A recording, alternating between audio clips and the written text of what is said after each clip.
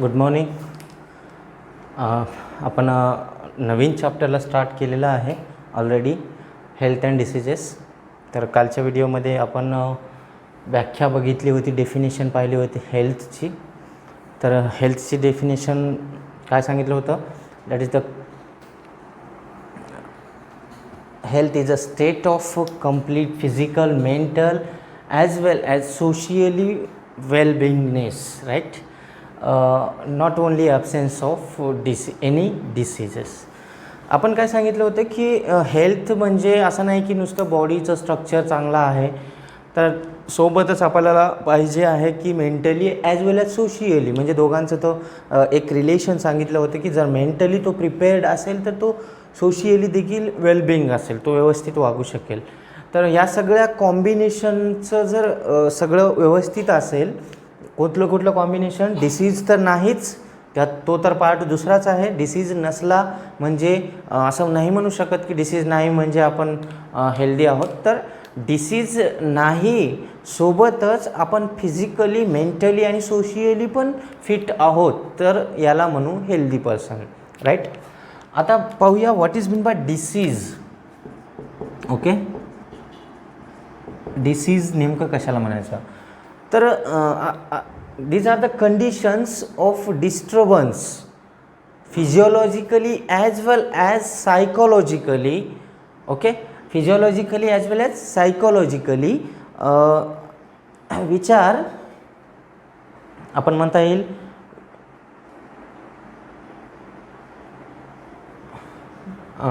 काय म्हणता येतं याला, physiologically and psychologically which are negatively affect on body of an organism.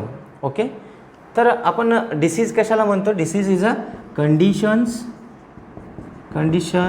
Of disturbance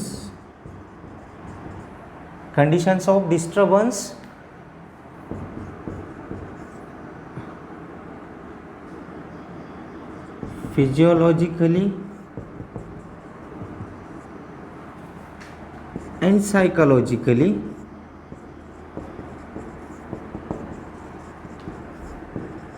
which are negatively affects on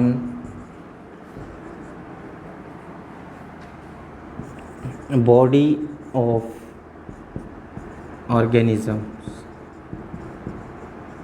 Okay, this is called disease. इथं म्हणू आपण this is called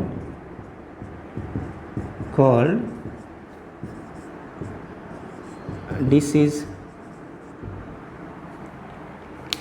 जर आपली फिजिओलॉजिकल प्रोसेस बिघडली किंवा सायकोलॉजिकल प्रोसेस बिघडली, physiological means आपण सांगितलं होतं आत्ताच, फिजिकल फिटनेस, बॉडी फिटनेस, किंवा psychological that is the mentally जर आपण फिट नसेल, आपण जसं की तिथं हेल्दीमध्ये हेल्थमध्ये डिफाईन केलंच, तर या प्रोसेसेसमध्ये जर काही बिघाड झाला तर याचा परिणाम काय होतो? निगेटिव्हली अफेक्ट करते आपल्या बॉडीवरती. सपोज करा की आपल्याला झालेला आहे physical disorder, that is the we have fever. Okay, ताप आलेली आहे, खूप ताप आली. मग काय होतं? ताप आल्यानंतर आपला psychological that is the mindset जो आहे आपले जे विचार आहेत, आपलं जे थिंकिंग आहे ती थांबती. थोडं आपल्याला समजतच नाही की नेमकं कुठला डिसिजन काय घ्यायचं, कसं करायचं. आपण एकदम घाबरून जातो की इतकं ताप आलेली असेल, किंवा तापच नाही, कुठलेही जर एखादं सिम्पटम असेल कुठल्याही डिसीजचं, आपल्याला माहीत आहे every disease or each disease have its own symptom. Okay, प्रत्येक डिसीज जो असतो त्याचं स्वतःचं एक पर्टिक्युलर सिम्पटम असतो, राईट. जसं आता कोरोनाचे सिम्पटम्स आपण सांगतोय, कफिंग, स्नीझिंग. ओके, हे जे सिम्पटम्स आहेत, हाय फीवर, हे सिम्पटम्स म्हणजे प्रत्येक डिसीजकडं असे सिम्पटम्स असतातच. तर डिसीज आहे म्हणजे ती बॉडीवरती निगेटिव्हली अफेक्ट करणारच आहे. अफेक्ट केल्यानंतर मग काय दिसतं की त्या बॉडीचं हळूहळू जो आहे तो नुकसान होणं स्टार्ट होतो, जर आपण टाईम ड्युरेशनमध्येच त्याला रिकवर नाही केलं तर. So this is called disease. आपल्याला असं पण म्हणता येतं each disease have its particular or its own काय म्हणता येईल आपल्याला, इट्स ओन स्पेसिफिक, पुस्तकमध्ये दिल्याप्रमाणे घेऊ आपण, स्पेसिफिक सिम्पटम्स. Okay, symptoms. समजलं. डिसीज कशाला म्हणायचं मग, कंडिशन्स ऑफ डिस्टर्बन्स, काहीतरी डिस्टर्ब झालं आहे शरीरामध्ये म्हणा किंवा आपल्या सायकोलॉजिकल जे आहे बॉडीमध्ये म्हणा किंवा सायकोलॉजिकली आपण मेंटली फिट नाही आहोत. ठीक आहे, जास्त लोड येतो आहे, अभ्यास खूप वाढला, खूपच झालं, परीक्षा आल्या, मग या सगळ्या टेन्शनमुळं आपण म्हणतो की टेन्शन आलं, तर त्या ठिकाणी आपण सायकोलॉजिकली फिट नाही आहेत. परीक्षेत बसल्यानंतर मग थरथर कापणं, खूप मोठी एक्झाम आहे, आता कसं होईल आपलं, अशा प्रकारचं म्हणजे सायकोलॉजिकल डिसऑर्डर आहे तो. आणि ते निगेटिव्हली अफेक्ट करतं आपल्या बॉडीवरती. जर समजा आपल्याला काहीच येत नाही, आपण घाबरून गेलो परीक्षेमध्ये, तर आपले बॉडीवरती निगेटिव्हली कसा अफेक्ट करतो की शरीर जो आहे तो आपल्याला हात कापायला लागतात, बोलता येत नाही, मग घाबरून जातो माणूस. तर अशा प्रकारची कंडिशन्सना आपण डिसीज वगैरे म्हणत असतो. Okay,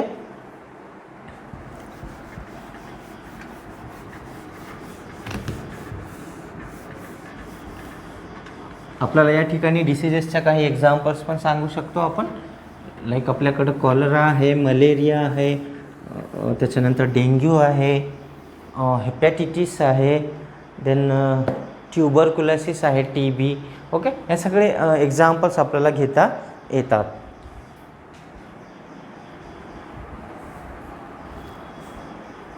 now types of disease. Types of diseases.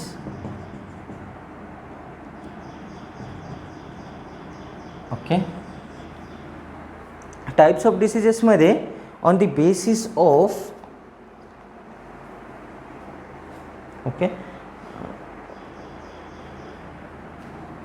On the basis of disease, cause of disease आपण म्हणू, cause of disease. Diseases are divided into two types. Basically there are two types of diseases according to reason and according to duration. There are two types of diseases. There are two types according to duration, म्हणजे किती काळासाठी आलेला आजार आहे, रोग आहे. दुसरा म्हणता येईल अकॉर्डिंग टू रिझन, म्हणजे नेमकं कारण काय होता या डिसीजचा, याच्यावरती पण आपल्याला डिसीजेसच्या टाईप्स टाकता येतात. According to duration diseases are again divided into two types. Okay, इथं आपण परत दोन टाईप्स सांगू on the basis of duration. Okay, ड्युरेशनच्या बेसवरती दोन टाईप्स सांगतो. पहिलं असतं क्रोनिक टाईपचं डिसीज असतो आणि दुसरं असतं ॲक्यूट टाईपचं. ओके, फर्स्ट टाईप कोणता असतो, क्रोनिकचा, क्रोनिक डिसीजेस और क्रोनिक डिसीज. दुसरा असतो acute disease, acute disease. Okay, आता ह्याच्यावरती काय आहे बघा, अकॉर्डिंग टू ड्युरेशन म्हटलं. ड्युरेशन मीन्स टाईम ड्युरेशन, त्याचं जर एखादा आजार झाला तर तो किती दिवसापर्यंत राहू शकतो का, हे लाईफ टाईम राहतो, या बेसवरती. म्हणजे chronic means disease which are found which are found for the longer time. Okay, असा डिसीज जो की खूप काळ राहतो आपल्याकडं, अशा डिसीजेसना म्हणतो आपण क्रोनिक टाईप ऑफ डिसीजेस. तर आपण इथं largest time disease which occur which cause for long duration, that is called chronic disease. Okay, ह्याला काय म्हणता येईल, disease which cause for short time, shorter duration, disease which caused for caused for shorter duration or shorter time. म्हणजे कमी कालावधीचा रोग असणार आहे तो लवकर बरा होईल, जसं की एखादी ताप आली असेल, डोकं दुखत आहे, अशा प्रकारच्या. हे लॉंगर ड्युरेशन, लाईक आपल्याकडे समजा काय म्हणतात टायफॉईड आहे, आपल्याला टायफॉईड एक महिनाभर आपल्याला घरी बसावं लागतो, मग तशा प्रकारच्या डिसिजेस ज्या असतात लॉंगर ड्युरेशनच्या त्यांना आपण क्रोनिक टाईपचे डिसिजेस म्हणतो. आता अकॉर्डिंग टू रिझनमध्ये पण आपल्याला 2 टाईप्स टाकता येतात. आता 2 टाईप्स कोणत्या कोणत्या पडतील मग? एक तर असतील हेरिडिटरी डिसिजेस. हेरिडिटरी मीन्स अनुवंशिक आजार त्याला म्हणू आपण. फर्स्ट टाईप कोणता असेल याच्यामध्ये? हेरिडिटरी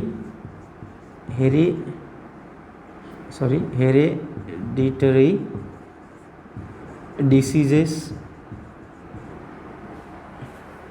आणि दुसरा टाईप असेल acquired diseases. Acquired diseases means हे बघा इथं समजतं आपल्याला की हेरिडिटरी म्हटल्यानंतर अनुवंशिक म्हणजे आपल्या पूर्वजांपासून येणारे कालांतरानं चालत असलेले डिसिजेस, आजार, म्हणजे जे की आपल्या पॅरेंट्सना होते किंवा आपल्या आजोबांना, आपल्या आजी वगैरे हे सगळे जे पूर्वज होते यांच्याकडं असलेला डिसीज तो पास होतो आहे जेनेटिकली, म्हणजे जेनेटिकल डिसऑर्डर म्हणू आपण त्याला. सपोज करा आपल्याला एक सिंड्रोम झाला आहे, फॉर एक्झाम्पल आपण इथे घेऊया डाऊन सिंड्रोम. ओके, हा एक आजार आहे. डाऊन सिंड्रोम काय असतो? एक प्रकारचा जेनेटिकली म्हणजे क्रोमोझोमल डिसऑर्डर आहे, म्हणजे क्रोमोझोम्सच्या ॲबनॉर्मॅलिटीमुळे होणारा डिसीज आहे. सिंड्रोम SY, ओके, हे तुम्हाला दिसतंय SYNDROM. ओके, डाऊन सिंड्रोम हा एक जेनेटिकल डिसऑर्डर आहे, म्हणजेच हेरिडिटरी डिसऑर्डर आहे. अक्वायर्ड डिसऑर्डर्स जे असतात ह्याच्यामध्ये परत 2 प्रकारचे पडत असतात. पहिलं तर असेल, इथं घेऊया आपण याला बाहेर, इकडं आणू. इन्फेक्शियस असतात, इन्फेक्शियस डिसिजेस.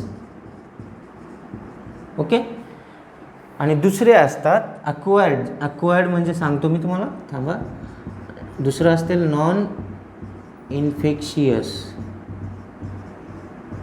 डिसिजेस. ओके, इथंवर दिसत असेल तुम्हाला. हे अक्वायर्ड मीन्स अक्वायर्ड केलेले, मिळवलेले, म्हणजे हे जे असतात बाय बर्थ असतात, इनबॉर्न डिसिजेस जन्मापासून असतात, हेरिडिटरी. पण हे तसे नाहीत, हे जेनेटिकल डिसऑर्डर्स नाहीत. हे पुन्हा जन्म झाल्यानंतर आपल्या सोसायटीमध्ये कुठला तरी स्प्रेड होणारा डिसीज आहे, स्प्रेड झाला किंवा काहीतरी असा डिसीज आहे, कुठलं पदार्थ खाल्ल्यामुळं झाला असेल, तर अशा प्रकारच्या डिसीजला म्हणतो आपण अक्वायर्ड डिसिजेस. ओके, जे अक्वायर्ड केले. अक्वायर्ड करणं म्हणजे ग्रहण करणे, बाहेरून आणणे, घेणे. ओके, so this is the acquired diseases. अक्वायर्डमध्ये 2 प्रकारचे पडतात. एक तर इन्फेक्शियस डिसीज काय म्हणू आपण, कशाला म्हणू की those disease can easily spread by carriers. Okay, by the carriers म्हणजे कॅरियर्स वेक्टर त्याला म्हणू आपण.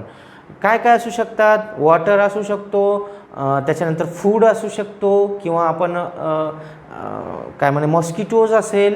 ओके, अशा प्रकारच्या वेज कॅरियर्स असतात, त्यांच्या थ्रू पसरणारे डिसिजेस म्हणजे इन्फेक्शियस डिसिजेस.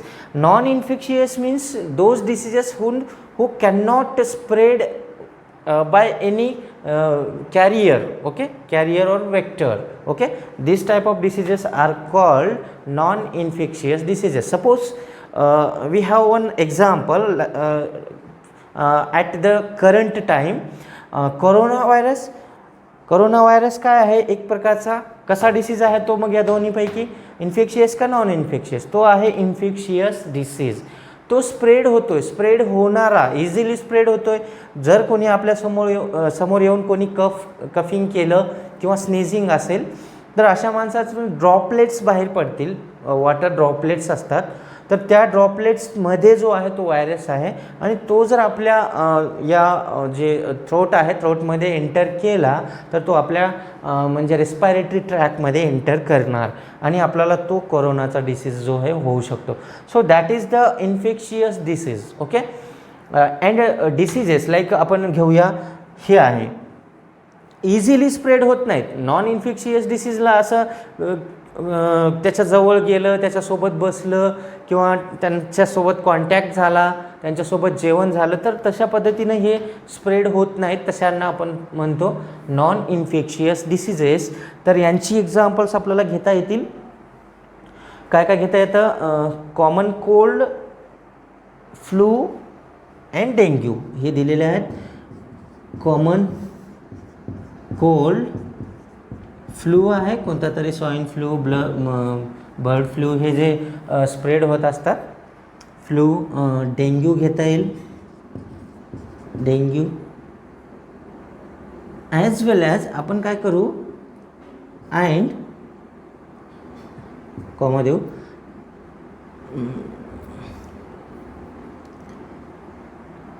आपला हा पण घेऊन टाकू कोरोना. ओके, नवीन आहे आपण ॲड करून टाकू इथं. Spreading of corona disease, corona virus, this is one kind of disease. हा जरी ऑर्गॅनिझमचं नाव असला सध्याला आपण याला डिसीज देखील कोरोना म्हणतो आहे. तर आपण याचे सिम्टम्स पण आहेत, स्पेसिफिक सिम्टम आहेत. तर याला आपण इन्फेक्शियस डिसीज आहे, इन्फेक्शियस पसरतो आहे, हा स्प्रेड होतो आहे म्हणून याला आपण इन्फेक्शियसमध्ये ठेवलेलं आहे. नॉन इन्फेक्शियसमध्ये कोणते असतील? सपोज करा आपल्याला डायबिटीज असतील किंवा हार्ट डिसीजेस असतील. ओके, तर त्यामध्ये घेता येईल diabetes,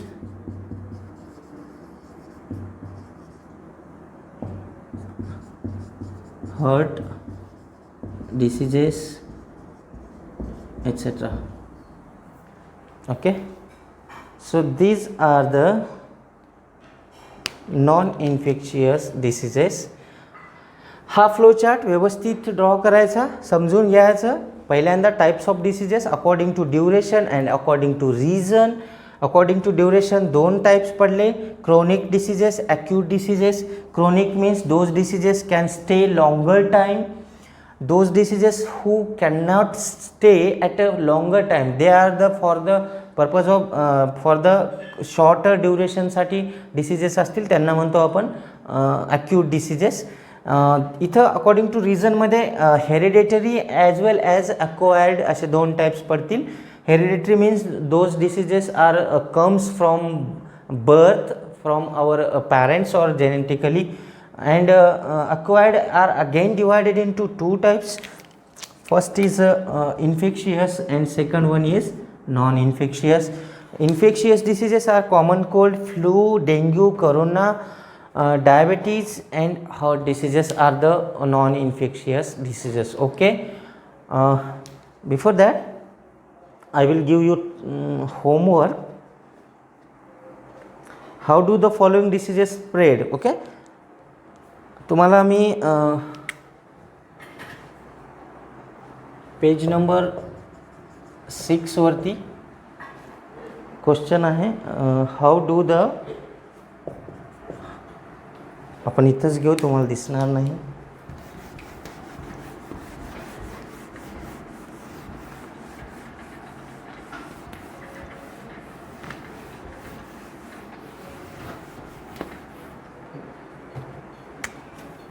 How do the following diseases are spread? Question आहे हा. काय म्हणतं की कशा प्रकारे हे डिसीजेस जे आहेत खाली दिलेल्या त्या कशा पसरतात. तर डिसीजेस आहेत हेपॅटिटिस, मलेरिया, अजून आहे स्कॅबीज, यानंतर आहे TB, देन डेंग्यू, अजून आहे डिसेंट्री, याच्यानंतर आहे ringworm and swine flu. Okay, swine flu, that's it. हे होमवर्क तुम्हाला आज असेल. That is the home work. You have internet, you have lot of sources to collect this information. Okay, आणि लगेचच चेकआउट करून घ्यायचे याची आन्सर्स काढून आजच. ठीक आहे.